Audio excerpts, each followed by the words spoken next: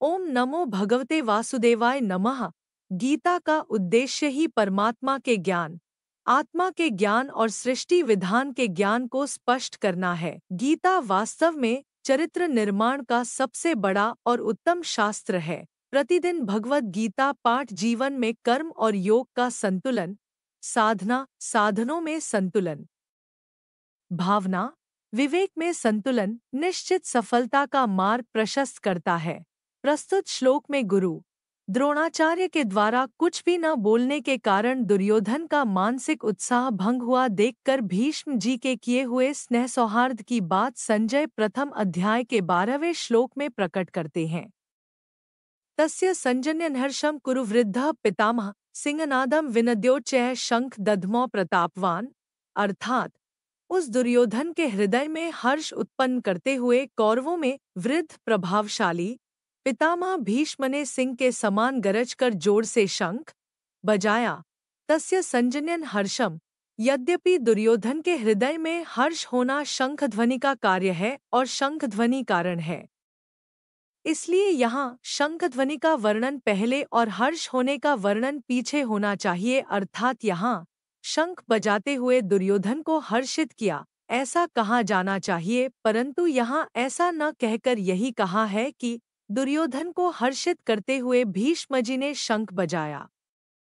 कारण कि ऐसा कहकर संजय यह भाव प्रकट कर रहे हैं कि पितामह भीष्म की शंखवादन क्रिया मात्र से दुर्योधन के हृदय में हर्ष उत्पन्न हो ही जाएगा। भीष्मजी के इस प्रभाव को द्योतन करने के लिए ही संजय आगे प्रतापवान विशेषण देते हैं। कुरुवृद्धा, यद्यपि कुरुवंशियों में आयु की दृष्टि से भीष्मजी से भी अधिक वृद्ध बाहरीक थे, जो कि भीष्मजी के पिता शांतनु के छोटे भाई थे, तथापि कुरुवंशियों में जितने बड़े बूढ़े थे उन सब में भीष्मजी धर्म और ईश्वर को विशेषता से जानने वाले थे। अतः ज्ञानवृद्ध होने के कारण संजय भीष्मजी के लिए कुरुवृद्धा विशेषण देते हैं। प्रतापवान, भीष्मजी के त्याग का बड़ा प्रभाव था। वे कनककामिनी के त्यागी थे, अर्थात उन्होंने राज्य भी स्वीकार नहीं किया और विवाह भी नहीं किया। भीष्मजी अस्त्र शस्त्र को चलाने में बड़े निपुण थे और शास्त्र के भी बड़े जानकार थे। उनके इन दोनों गुणों का भी लोगों पर बड़ा प्रभाव था। जब अकेले भीष्म अपने भाई विचित्रवीर्य के लिए काशीराज की कन्याओं को स्वयंवर से हरकर ला रहे थे, तब वहां स्वयंवर के लिए इकट्ठे हुए सब क्षत्रिय उन पर टूट पड़े, परंतु अकेले भीष्मजी ने उन सबको हरा दिया। जिनसे भीष्म अस्त्र शस्त्र की विद्या पढ़े थे, उन गुरु परशुराम जी के सामने भी उन्होंने अपनी हार स्वीकार नहीं की। इस प्रकार शस्त्र के विषय में उनका क्षत्रियों पर बड़ा प्रभाव था।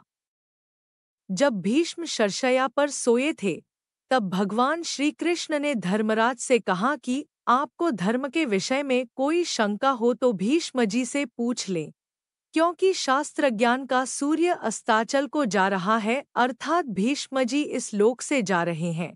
इस प्रकार शास्त्र के विषय में उनका दूसरों पर बड़ा प्रभाव था। पितामह इस पद का आशय यह मालूम देता है कि दुर्योधन के द्वारा चालाकी से कही गई बातों का द्रोणाचार्य ने कोई उत्तर नहीं दिया। उन्होंने यही समझा कि दुर्योधन चालाकी से मेरे को ठगना चाहता है, इसलिए वे चुप ही रहे, परंतु पितामह होने के नाते भीष्मजी को दुर्योधन की चालाकी में उसका बचपना दिखता है। अतः पितामह भीष्म द्रोणाचार्य के समान चुप न रहकर वात्सल्य भाव के कारण दुर्योधन को हर्षित करते हुए शंख बजाते हैं। सिंहनादम विनद्योच्चैः शंख दध्मौ, जैसे सिंह के गर्जना करने पर हाथी आदि बड़े बड़े पशु भी भयभीत हो जाते हैं, ऐसे ही गर्जना करने मात्र से सभी भयभीत हो जाए और दुर्योधन प्रसन्न हो जाए। इसी भाव से भीष्मजी ने सिंह के समान गरज कर जोर से शंख बजाया।